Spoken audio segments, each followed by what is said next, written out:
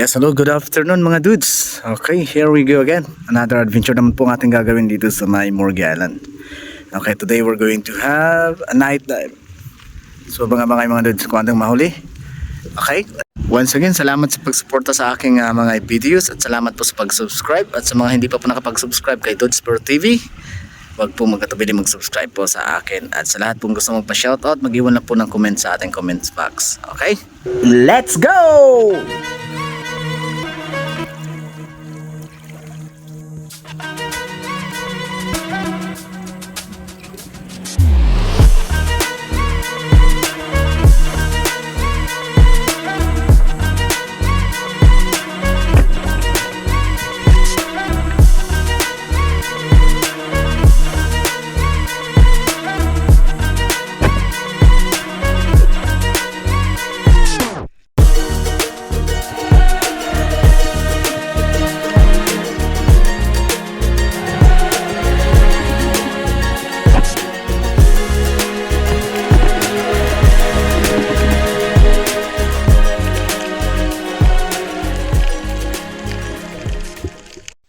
Okay, let's go mga dudes. Let's dive in.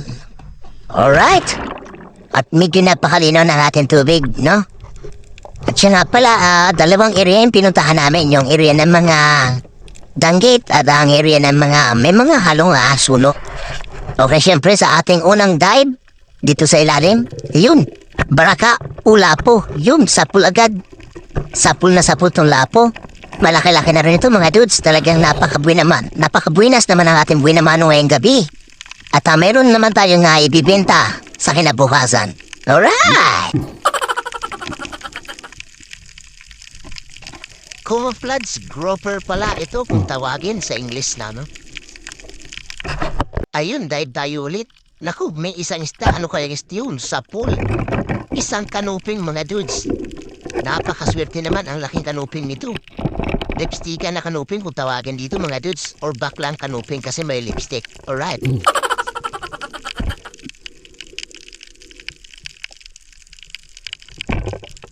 May mga ganong isda rin pala yung may mga nakalipstick na kanuping mga dudes.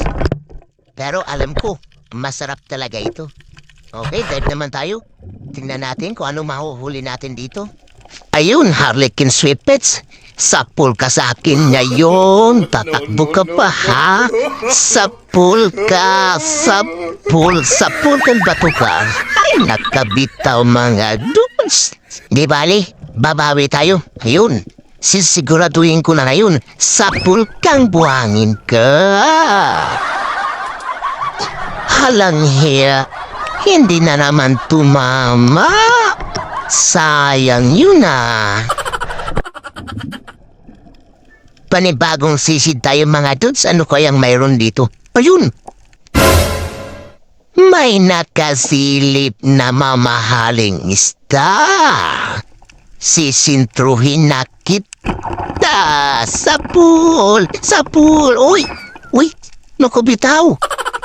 Nakabitaw. Sayang, babalikan kita. O, diba? Nakatihaya ka na. Alam ko kasi mga dudes na nasintido ko yun. Kahit makabitaw siya, pag nakita mo, titihaya na siya kasi nasintido mo. Ako pa! I am the one, the way your son don't need a... By me, baby, you satellite. O ito, danggit na malaki. Sapul ka! Wow! Pang ulam mo kaya pang benta mga dudes. Talagang napakaganda ng area na to. Swerte talaga dito, no mga dudes. Talagang makakahuli ka ng iba't ibang uri ng isda. Alright, may pang ulam na naman o pambinta naman si dudes. Hanap pa tayo. Mamaya ko nilalagay sa tuhugan. Ayun, may malaki. Sapul ka na namang danggit ka. Kitong mga dudes, talagang dalawa na. Ang lalaki talaga ng mga isda dito mga dudes. Napakaswerte natin ngayong gabi. Ang lalaki ng kitong. O samaral o danggit kung tawagin nila. Swerte tayo mga dudes. Meron naman tayong pangbenta.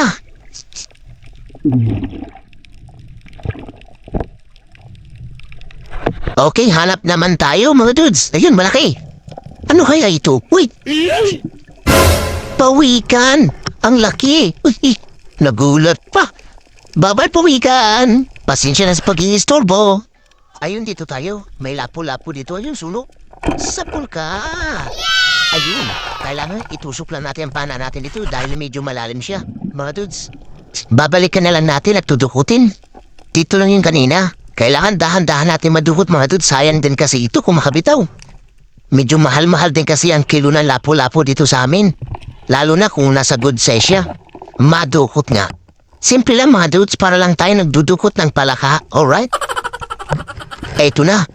Malapit na, nahawaan ko na mga dudes. Ayun, nakuha ko na. Sapul siya mga dudes. Yehey!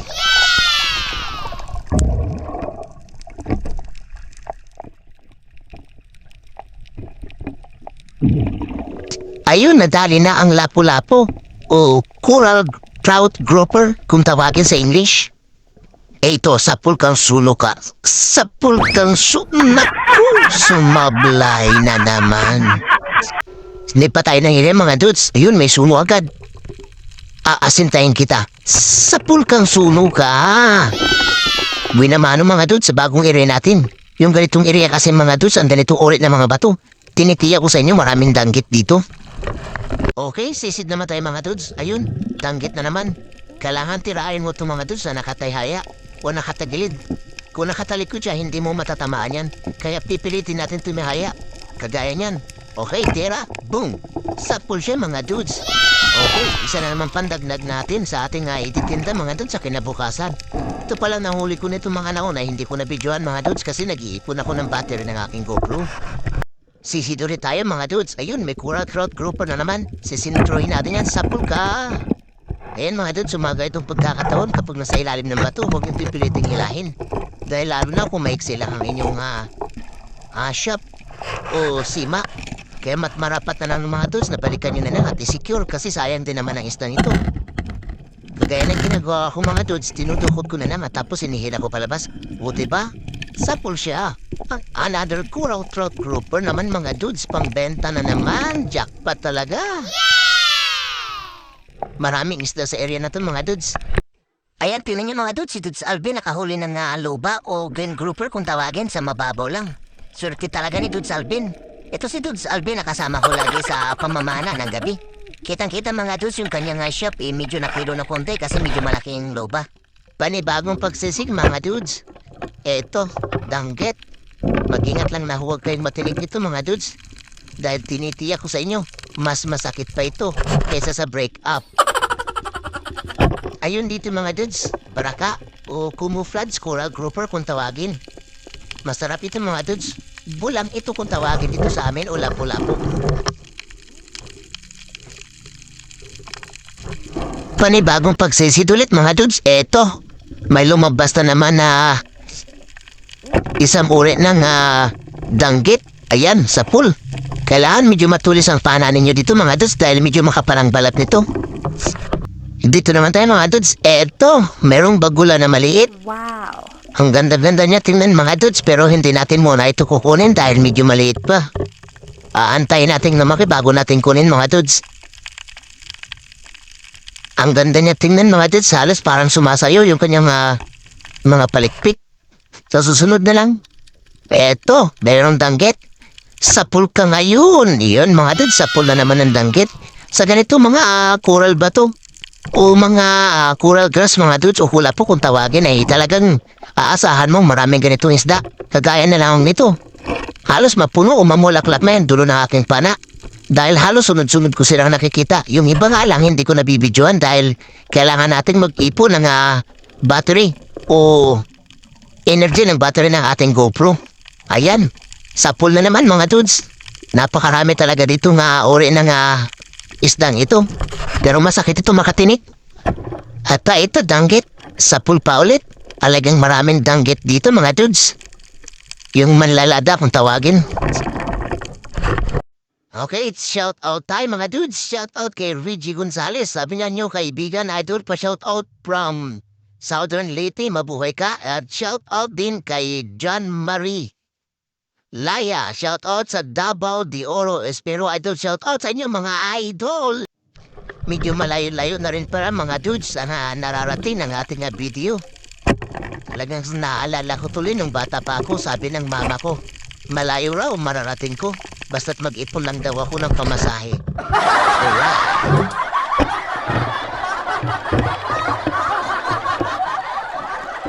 Maraming salamat pala sa pagtangkilik ng aking videos mga idol. Huwag ninyo sanang kalilimutan i-share at i-like ito mga idol. Sisikapin ko mag-upload ng mga iba't ibang video patungkol sa fishing mga dudes. Susubukan natin para naman lagi kayong may mapanood, no? Eto, sisid ulit tayo. Barangay naman kung tawagin o family siya ng tanggit. Sa pool na naman. Ang laki na naman ito mga dudes. Mabinta kasi ang isdang ito dito sa amin kaya talaga pinagsisikapan kong hulihin kahit medyo malamig. At sa mga kapwa ko espero at tiyakin yung mga dudes na nakakompet o maayos ang inyong kasuotan sa pamamana. Dahil hindi natin may iiwasan ng iba't ibang uri ng mga matitinik na bagay sa ilalim ng dagat. Ay yun. Bararawan naman ito mga dudes kung tawagin dito sa amin at medyo malaman ang uri ng danggit na ito. O rabbit fish kung tawagin. Kaya pala tinawag silang rabbit fish is yung mukha nito mga dudes ay halos kahawig na ng rabbit. Ayun, hanap ulit tayo mga dudes. Ayun, danggit na naman. Sa pool ka na namang danggit ka. Ayun, madali siyang panahin mga idol kung nakatagilid. Eto naman, baraka, akala siguro niya hindi ko siya mapapansin. Eto kasi mga idol, yung mga isda nito ay hindi halos makita, no? Dahil halos kamukha niya o kakulay niya yung bato na kanya tinidirahan. Kaya tinawag siya na camouflage coral grouper. Masarap ito mga dudes at medyo mabinta rin ang isdang ito. Halos katumbas din ng mga suno. Pero mas mahal ang suno mga dudes kapag buhay. Eto, danggit naman. Danggit na nakatagilid sa pool ka ngayon. Ayan. Yung mga danggit mga dudes ay huwag niyang titirahin kung nakaharap. Manipis kasi siya kaya hindi niya tatamaan. Eto, may dumudungaw sa pool ka ngayon. Sa pool tangkulap ka na naman. Sayang naman mga dudes, ang laki sana yun. Di bale. Eto, baba tayo dito. Ano kaya ito? Oy! Karatungan! Masarap ito mga idol kaso maliit pa. Kaya hayaan na lang muna natin. Okay. Hanap ulit tayo. Ayun. Lipti. Sa pool ka ngayon. Sapyon. Nasintido mga dudes. Sentro talaga mga dudes sa kanyang ulo. Ayos to. Pandagdag to pambenta. Boundary agad si dudes. Daming isda talaga mga dudes dito sa area namin. Okay, hanap tayo ulit. Ayun. Sa pool ka ngayon, sa pool ko. Anak ko, nakawala. Sige, kasahulot natin mga dudes. Hahabulin natin yan. Sayang naman. Ayun. Huminto ka. Yun. Dali, pandagdag. Hindi ko alam kung anong tawag sa isda na to mga idol. Pero family daw to ng snapper. Nagpalit pala ako ng pana kasi medyo nasira yung isang pana ko na maliit. Kaya nagpalit na lang ako. Ayun. Hanap tayo ulit. Oh! Suno! Yung! Medyo malakas yan mga dudes, kaya hindi mo dapat iiwan. Kailangan dukutin mo agad kasi malakas talaga yung mga sunok o coral trout grouper. Kaya kailangan i-secure kasi medyo mabilis ibinta yung islang ito. Ayun! Nadali na. Kuha na po yung ating huling suno, ano? Good size na rin ito mga dudes. Iyan.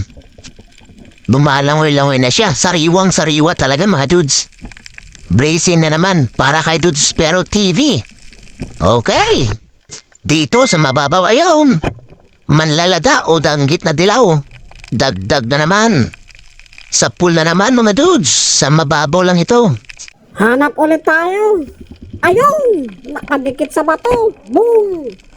Sa pool na naman. Uy! Natanggal! Ay, sayang! Ito, baraka. Sisilip ka pa. Dagdag na namang pangbenta. Camouflage coral grouper. Okay, dali na naman. Hanap tayo dito sa unahan. Ano kayang meron dito? Ayun, sa ilalim ba to? Yun! Kanoping. Sa sentruhin na kita. O diba? Sa pulpes mo. Ako lang kasi ang gwapo dito. Look at his face. O diba? Sa mukha pa lang, talo ka na. Alright. Okay, dito sa unahan. Yun. Kanoping ulit. Dalawa na. Sa pool na naman. Ang swerte naman natin. Dito na naman, hoy, danggit, umanlalada. Nakahiga lang, para nagdadamputan ng isda. Ayan, dito tayo ulit. Ayun, may nakadumaw. Sa pool ka ngayon, dali na naman. Danggit din, pero malaki ito. Dagdag na naman pambenta mga dudes. Swerte talaga na yung gabi. Dami nating huli. Ayun, malapad ulit. Iyon. Tatago pa sana pero mas mabilis yung pana ko sa kanya. Dali na naman mga dudes. Pangdagdag pang benta. Marami talagang uri ng isda na ito. Pag dito sa Kulapuan na may halong bato-bato. Alright, salamat sa biyaya. Dito tayo sa may parting malalim. Ayun, natutulog ang matandang isda. Sa pool ka. Ubakan pala kung tawagin sa amin ito. Kaya tinawag ng matandang isa dahil meron na itong balbas. Ayun o. Nagsasalita pa eh. Dito naman sa may unahan, yung danggit na may tuldok na itim sa pool ulit. Ang dagdag na naman, aba, ang lakas talaga eh. Yung mga itong isda kasi mga dudes, malakas talaga yan pag hindi mo na sentido. Pero madali lang tamaan kasi malapad siya. Ayun, dito. Dagdag tayo ng pangulam. Ayun! Lobster! Dudukutin kita. Uy! Naku! Sa kabila. Dito ka sa kabila. Muli kang corals ka. Naku, ang hirap pala. Ito, sa mga baguang espero. Mag-ingat po tayo sa ganitong mga dahon o halamang dagat. Dahil ang tawag daw dito ay fair corals. Wag na wag nyo hahawakan o masagin man lang sa inyong balat at tiyak kong masusunog kayo mga dudes. Dahil na-experience ko na yan at napakasakit talaga. Ayun, dito tayo sa ilalim. Hanap tayo kung anong mayroon dito. Ayun! Malapad-lapad ito. Sa pool ka! Yun! Danggit na malapad. Ubarangin kung tawagin. Ang laki. Ayos to mga idol.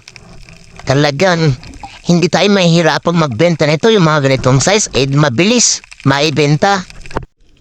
Eto. Ayun, lobster ulit. Dadamain kita. Uy, hindi kita titigilan. Diyan ka sa kabila. Naku, abito na naman. Diyan ka pa, hindi kita titigilan. Yun! Success!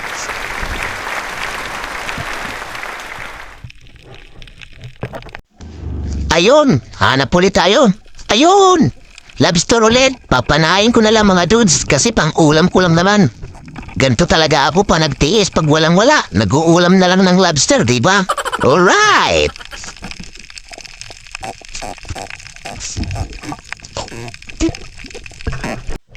Ayun! Marami-rami nang nahuli natin mga dudes.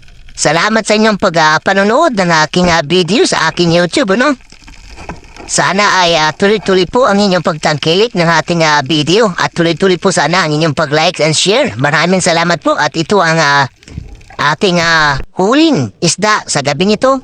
At sana nakapagbigay po tayo ng isang magandang content content sa gabing ito. Maraming salamat po. At ang susunod dito ay ang aming pamamana ng aking kaibigan na si Dudes Tudoy kasama ang mga foreigner galing sa France at nakipag-collab. Pakipanood nyo po. Ang susunod dito ay ang D-Dive. Salamat po.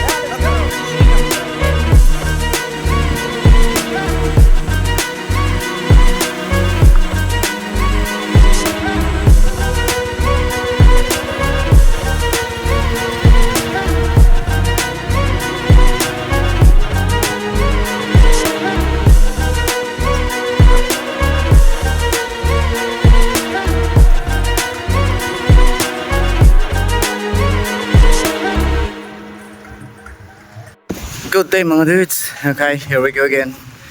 Another adventure day dive with my friend. Meron tayong mga friend. Yun. Emily. Julian. And Claire. What's up? Say hi to my YouTube channel. Yeah, we're here. Mga dudes. Yeah. So yun yung sasakyan natin. Di pa tayo sa kabila. Medyo mahangin dito. Di pa tayo sa kabila. Okay. So baka mga dudes ko na mahuli natin. Let's go!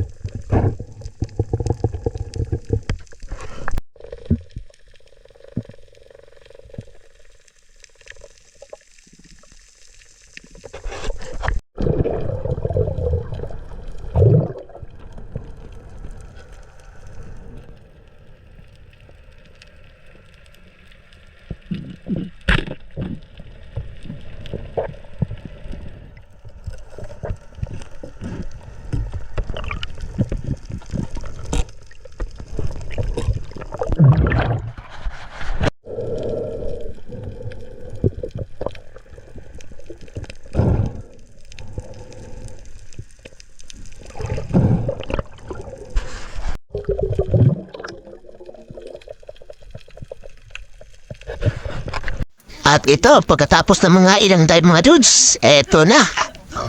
Ihaw muna tayo dahil gutom na ang ating mga bisita. Inihaw na suno at saka inihaw na saging-saging na huli ni Dudes Dudoy. Dito yan sa Murgi Island, sa lahat ng gustong maka-experience ng mga ganito. Makipag-collab na kayo sa akin at bibigyan ko kayo ng ganitong experience. Alright! Enjoy lang, kain na tayo mga dudes. Kain na. Ito yung gustong gusto ng mga banyaga. Yung makatikim ng sariwang isda na galing sa ating mga nahuli. Okay mga dudes, kain tayo!